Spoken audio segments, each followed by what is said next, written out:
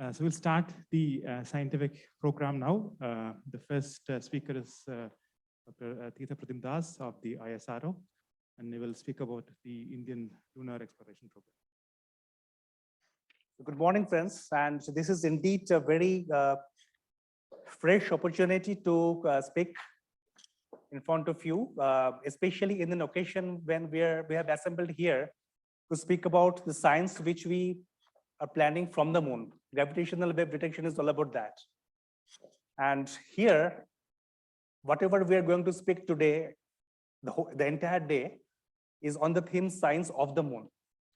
And somehow they have got some connection, because if we have to do science from the moon about something, you have to know the moon because of some reasons which we have heard about enough yesterday.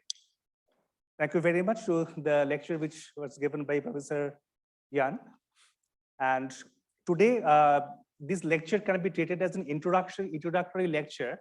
I'm going to speak about the lunar exploration program of our country and the missions which we have sent so far, the mission which we are going to send. At the same time, we are going to summarize some of the very important results or understanding which we have received from the previous missions to the moon, and also the opportunities which are coming forward beyond the mission Chandrayaan-3.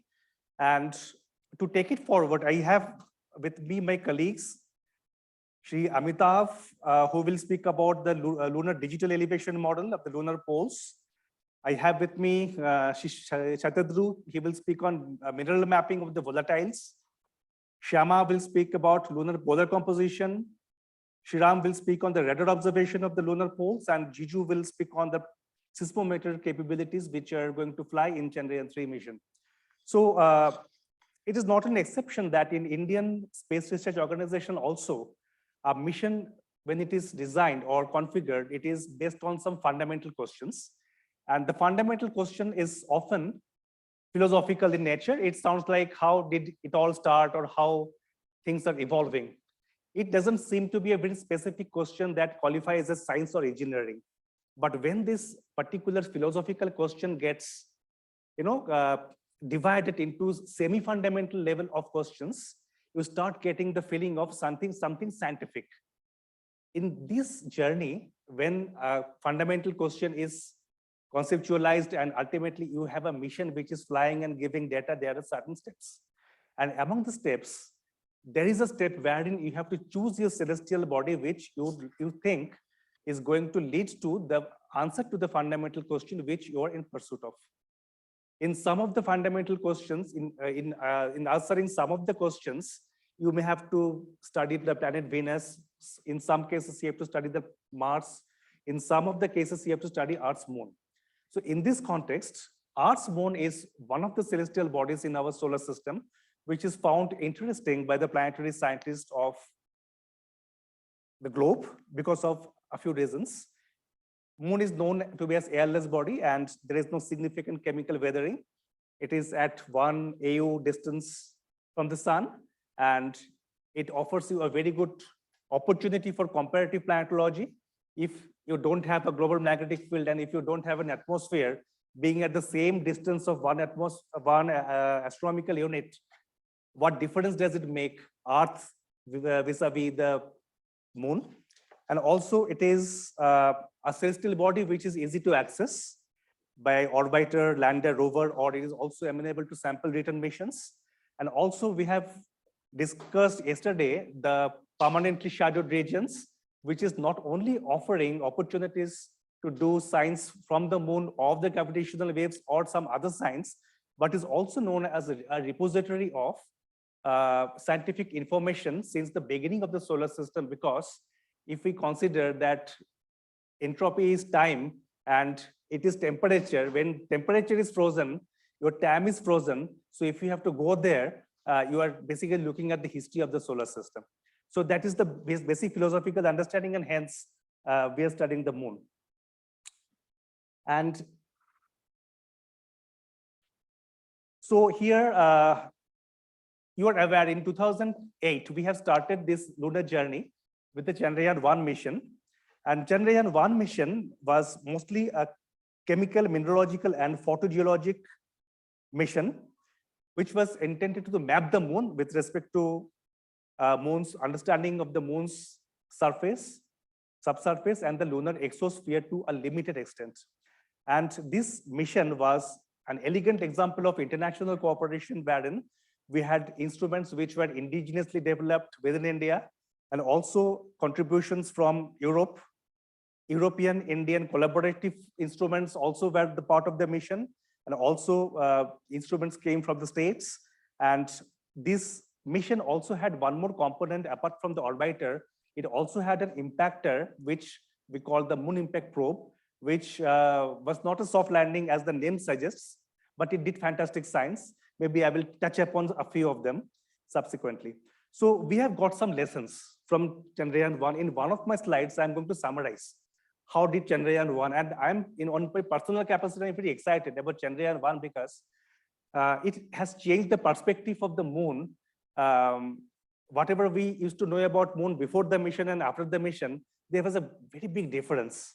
And we say that the textbooks on moon had to be rewritten because of certain observations which added a lot of upgradation of our knowledge about the moon, and especially how does the sun interact with the moon and the physics of the moon itself. So now, out of the lessons which we have received from Chandrayaan-1 mission, Chandrayaan-2 mission was configured, and basically I can say Chandrayaan-2 mission stood on the shoulder of Chandrayaan-1, and some of the instruments were reconfigured in terms of either their dynamic range or the sensitivity or some other parameter to do a better science. And Chandrayaan-2 was configured with an orbiter, with a lander and a rover. But as you're aware that it was not successful in terms of the landing, soft landing on the lunar surface, but still the orbiter is operational, and the 8 scientific instruments which are working. When I'm speaking with you, it is observing the moon, both with remote sensing and in situ techniques, and giving valuable data. So the instruments which are presently studying the moon in Chandrayaan-2 mission are the orbital high resolution camera. There is a terrain mapping camera, TMC2. Chandrayaan-2 large area soft X-ray spectrometer class, basically studying XRF from the lunar surface and studying the elemental composition. You have solar X-ray monitor because this XRF from the lunar surface has to be studied in the context of the X-ray from the sun. So sun is the cause, and whatever is coming out of the surface of the moon is the effect. So you have to know both the effects of both the cause and effect. And that also offered you a very good opportunity to study the sun. Although it was a lunar mission, it yielded very good observation, very good scientific observation about the solar science. Then also we have the imaging infrared spectrometer IRS, and synthetic aperture, dual frequency synthetic aperture radar, and one neutral mass spectrometer called CHASE-2, Chandra's Atmospheric Composition Explorer 2. Chandra, as you know, in Sanskrit, it means moon. And dual frequency radio science experiment, DFRS, wherein it is basically a radio occultation experiment to study the ionosphere of the moon.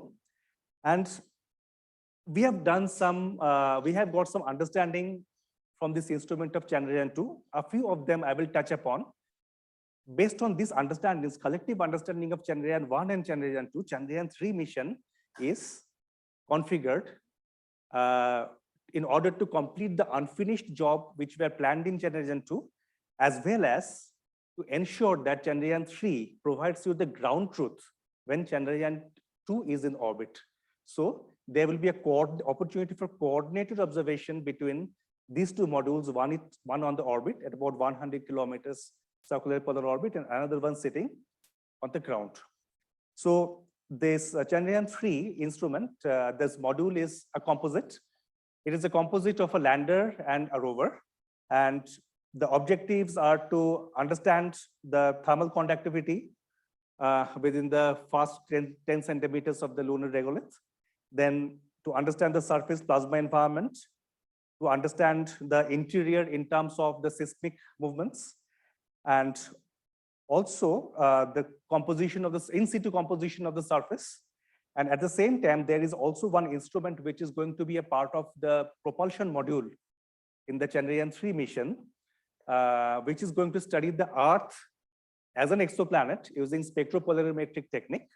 So that is a small touch of science from the moon in the Chandrayaan-3 mission. Otherwise, it is the science of the moon. And here, I will not touch upon this experiment where the polarimetric signatures of the Earth is going to be studied, because I'm confining myself to the moon. And here, one very important point is it is not carrying any orbiter like the Chandrayaan-2. It is a propulsion module which is going to be carried. And the propulsion module will carry that instrument, which is going to study the Earth, while the composite with the orbiter and the lander and the rover are going to land in the higher lunar latitudes and conduct in situ studies of the surface. So this is the whole journey of the Indian lunar mission. So just to touch upon a very interesting scientific results which we have got since 2008, the Moon Impact Probe was a part of the orbiter of Chandrayaan-1, and it was released basically as a technology demonstrator, which carried one neutral mass spectrometer, one radar altimeter, and also one camera, which was studying the surface of the moon from very close range. And the mass spectrometer was the scientific instrument which studied for the first time successfully the lunar exospheric composition in the sunlit side, because unlike the Earth, it makes a lot of difference as far as the exosphere of the moon is concerned, whether sun is there in moon sky or not. Because the solar perturbation is so prominent, and the lunar atmosphere, we don't call it an atmosphere, we call it an exosphere, is so fragile that the solar forcing makes it significantly different from the exosphere in the night side. And there have been attempts previously, I'm not going to those details, but this mission was the first successful mission to have given a good insight about the dynamics of the lunar neutral exosphere by tracing the noble gases in the lunar exosphere, like argon, neon, and helium. Also, we have studied the other gases like molecular hydrogen, and also it yielded the direct detection of the water vapor in the lunar exosphere, wherein the same mission gave us a very good insight of the hydroxyl radical, which were indicative of the surface water ice near the higher latitudes of the moon, thanks to the moon mineralogy mapper experiment. So this experiment had a drawback. The drawback was like this: it was a single shot experiment, because you are throwing it and that's it. So basically it traversed a given meridian, a single meridian, 14 degrees east of the lunar globe, and then the mission was over. But it prompted so much of science that it necessitated taking some of the lessons carried forward to the next mission. And that's how the Chase-2 instrument came into picture, which I have mentioned in the previous slide. So this slide is basically a mixture of many things. This slide, the top left panel, shows you a very common picture, which many of you must have seen, the signature of hydroxyl radical found with infrared observations from the moon mineralogy mapper instrument on both Chandrayaan-1. And the purple regions in the 65-degree latitudes and towards polewards, they indicate the abundance of hydroxyl radical. And I have not shown here, when we correlated this observation with the observation of water vapor in the exosphere of the moon, then we found a very good anti-correlation, because the latitudes where the ice has not yet started forming, water is mostly present as water vapor. And when the temperatures are conducive to make it an ice, then vapor contribution came down and ice concentration started to begin. So there was a very good anti-correlation, and later on it was corroborated by the other observations also, wherein water vapor or signatures of water were found in the lower latitudes of the moon as well. So that was one part of it. And this lower left side is a very interesting, what should I say, is the eye opener. Basically, it changed the perspective of how the solar wind interacts with the lunar surface. There was a belief that the lunar surface was a very good absorber of the solar wind. So whatever comes does not go back. But this mission has shown us that whatever solar wind flux is impinged upon the lunar surface, around 20% of them are scattered back as energetic neutral atoms, H. And this had yielded another opportunity to use the backscattered energetic neutral atoms as a messenger to study what is happening on the surface. So that was backtraced, and that's how the interaction of the solar wind with the so-called mini magnetospheres of the moon were studied, and the maps of mini magnetospheres of the moon were generated. So if you could see magnetic field, we cannot see magnetic field with a naked eye. If you could see magnetic field, it would have appeared as igloos, small igloos on the moon surface, unlike a very big shield which you have in the case of Earth.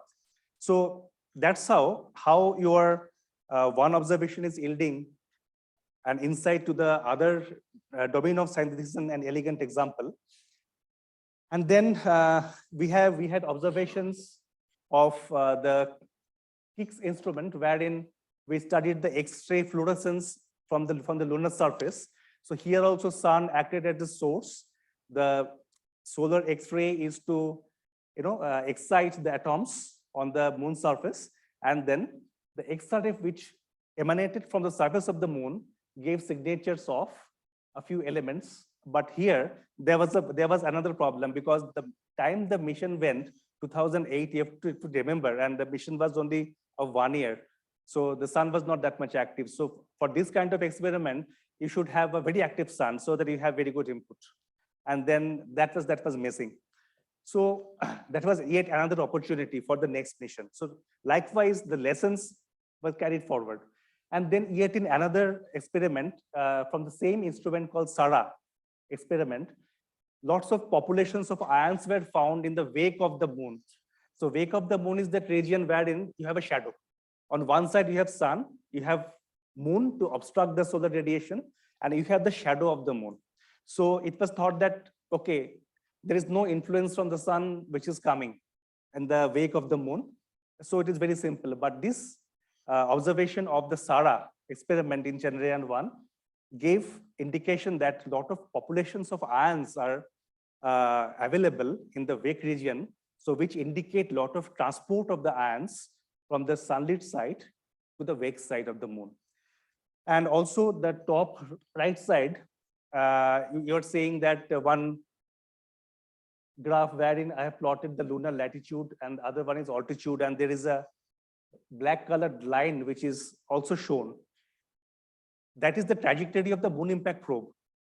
And I told you it was a one-shot observation and non-repetitive, but this observation gave us very good input about the distribution of the lunar argon-40, which is indicative of the radioactive potassium-40, which is present in the lunar interior.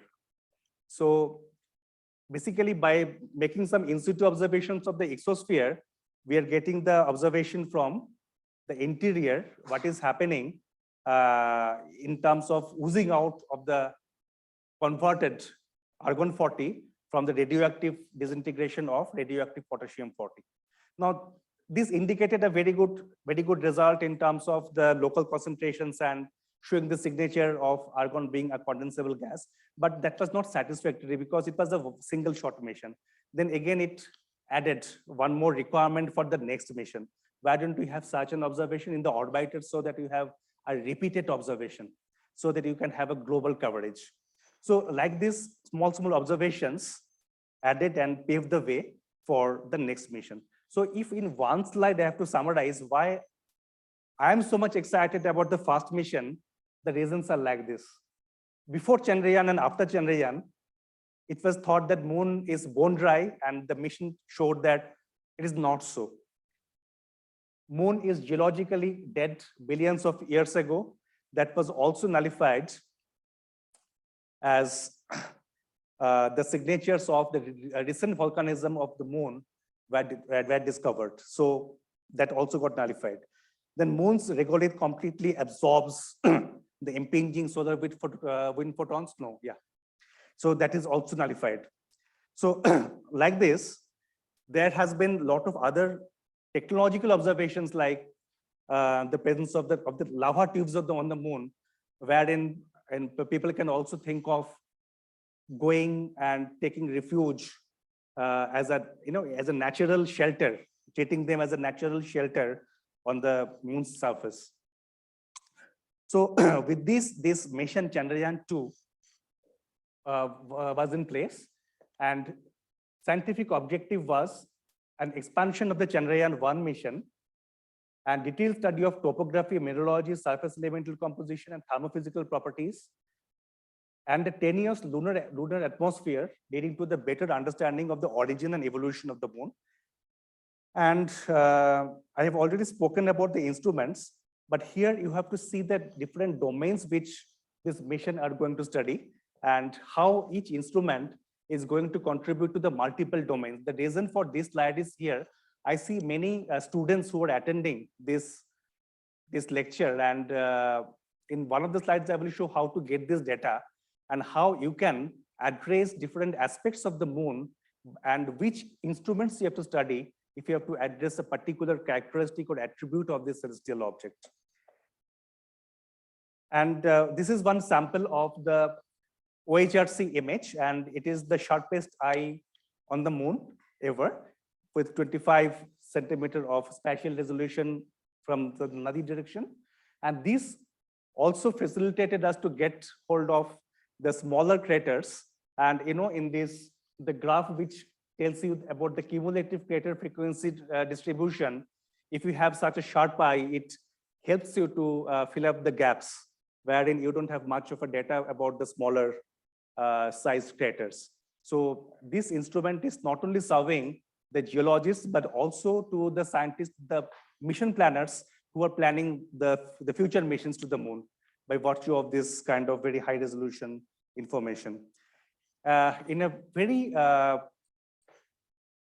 short nutshell, I would like to tell you, I'd like to draw your attention to some of the results. The top left one is the result which is on Argon 40, which started from the moon impact probe with a one-shot observation, but by virtue of the continuous observation from an orbital platform, we were successful to generate the global distribution of the Argon 40. And Argon 40 distribution also has got a lot of things to tell you about the dynamics of the lunar exosphere, sources and sinks, and also it also tells you about how the interior is also contributing to the exosphere of the moon. So then also we are having the lower left side, one panel, which shows you about the infrared signature, the dips of the water, unambiguous dips of the water, which comes around 3 micron. And this was not possible with the moon mineralogy mapper because it was limited to 2.8 micron. So that was the lesson which we have taken forward for the next mission. And this particular instrument, although it is not shown here, gives you an opportunity to study the mineralogy also by extending the wavelength range to 5 micron. And there will be one presentation from my colleague, Dr. Shatadru. So that's why we call unambiguous, because when it was up to 2.8 micron, it was an indication of water because it was speaking about hydroxyl radical. But we were inferring that hydroxyl radical must come from the water. But this was unambiguous because we could see the complete dip. So there has been a lot of attempts of the mapping of the moon surface with this observation. And also here, the right-hand side shows you about the XRF from the moon. And you can see the discovery of the trace elements like chromium and manganese on the lunar surface, and also the mapping of the sodium on the moon surface. These observations are going on. Whatever I've shown you may be a bit 1 month old or 1 or 2 months old, but with the continuous observation, these graphs are getting improved because the coverage is also increasing, is being better with respect to time. So this is one of the observations wherein you are having both the visible observation and synthetic aperture radar observation of the same region on the lunar surface, wherein you see how the synthetic aperture radar is giving you opportunity to see the subsurface features which are otherwise not visible in the optical wavelengths. So now, with all these observations and from the different domains, it is the time to understand the ground truth by making observation right on the surface. Yeah, and we have this mission Chandrayaan-3, which is the follow-on, but the mission life is only 14 Earth days. That is 1 lunar day. And the instruments which we are having in this mission on the lander include one seismicity instrument called ILSA. Chaste, the thermophysical studies a probe to study the thermophysical properties by inserting a probe up to 10 centimeter of depth in the lunar regolith, a Langmuir probe, which is to study the near surface plasma environment. And also there is a payload from NASA, which is a lunar retroreflector array. And the rover is going to carry the instruments, alpha particle X-ray spectrometer and laser-induced background spectroscopy LIBS. They have to study the composition of the lunar surface, in situ composition of the lunar surface. And these are some details of this instrument, Chaste. We are having some 6 to 8 temperature sensors mounted at different lengths of the probe. And there are mechanisms for passive measurement and active measurement. By virtue of the passive measurements, you know how much is the temperature distribution, and by the active measurement, you have a heat source, and by making an active heat measurement, you know that the thermal conductivity of this. Then we also have seismicity measurements, and I understand this slide will catch a lot of interest for this community. And there is a lecture also in the afternoon session. The range and the resolution of measurements are also mentioned here. There's a 0.5 G and less than 100 nanoG per square root of hertz. So with this, it is going to measure the seismic movements right on the lunar surface. And the Langmuir probe is equipped to measure the near surface plasma in the electron density range of 10 to 10 to the power 4 per centimeter cube. And because the plasma environment within the first 2-3 kilometers of the moon are not known so far. And also the LIBS and the APXS instruments, they will use two different techniques. One is the photon-induced breakdown, and another one is your alpha particle-induced XRF, wherein you get the advantage of the complementarity of the response of the two techniques. While the alpha particle technique is more efficient for the mass numbers, or the lower mass numbers, the photon-based techniques are more efficient at the higher mass numbers. So you have a combination of both, and you have in situ observations of the major potential elements of the lunar regolith. For the first time, this LIBS instrument is going to fly in the lunar surface. So here I would also like to draw attention to the Indian Space Science Data Center portal, wherein this data, Indian space science data, are all available. All that you have to do is to register yourself, and then you can use the data which are publicly available for you. And Chandrayaan-3 data also will be made available to the public domain after a few months of lock-in period, which is the custom for all the missions. And right now you can find the data of the Chandrayaan-2. Many of you will be interested to use those data. And coming to the future is both scientific and technological for both science from the moon and science of the moon. And the immediate attention after the Chandrayaan-3 is to concentrate on the measurement of volatile materials, and especially in the permanently shadowed regions, and also to the permanently illuminated regions. And in this context, the LUPEX mission, which is under discussion between JAXA and ISRO, is going to play a major role. And I understand today there are presentations on the LUPEX mission. And this is a very good opportunity, which is looked forward by the scientific community. And that's all from my side. And I don't want to linger further. And a lot of scientific results which I have shown only the glimpses of, many of them will be covered by my colleagues in the subsequent presentations. Thank you very much for the opportunity. Thank you, Dr. Das. We can take a quick question or two.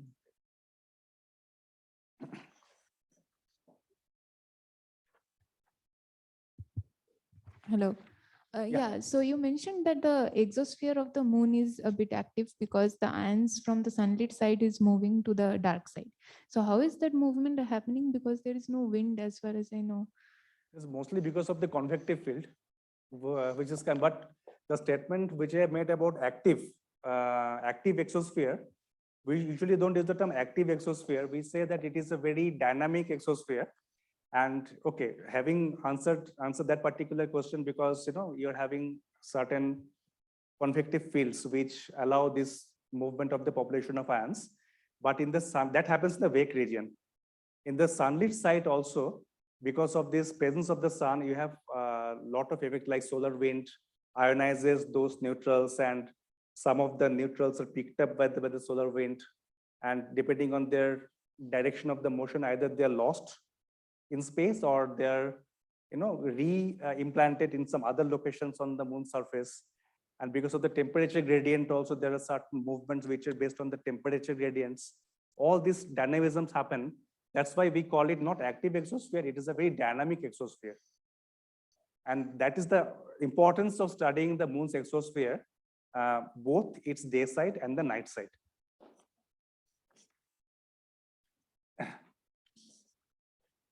Okay, I don't see any. Okay, last question. I just had one. Curious, where will the rover be landing, and like what region will it be exploring, near to the poles or equator? No, it is the high latitudes and around 69° south. It is not to the pole. And if you're asking about the rover mobility, it is typically a few hundreds of meters with respect to the lander location. Okay, so you will be getting the opportunity to study a few hundreds of meters around that. You are asking this question with respect to the landing the gravitational wave detectors. You cannot compare because, see, you have to land. It is a very gross judgment. You have to soft land, very gross. But it comes to the specifics when you are asking about, I want to land this instrument. Suppose a particular, say, sound check instrument you want to land. Okay.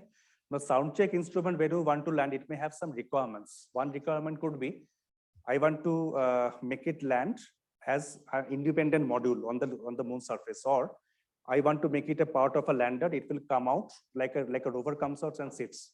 Or when it comes down, I don't want to make a G or acceleration which is greater than a certain threshold, which is not good for the instrument. So all these constraints come when you speak about a particular kind of mission.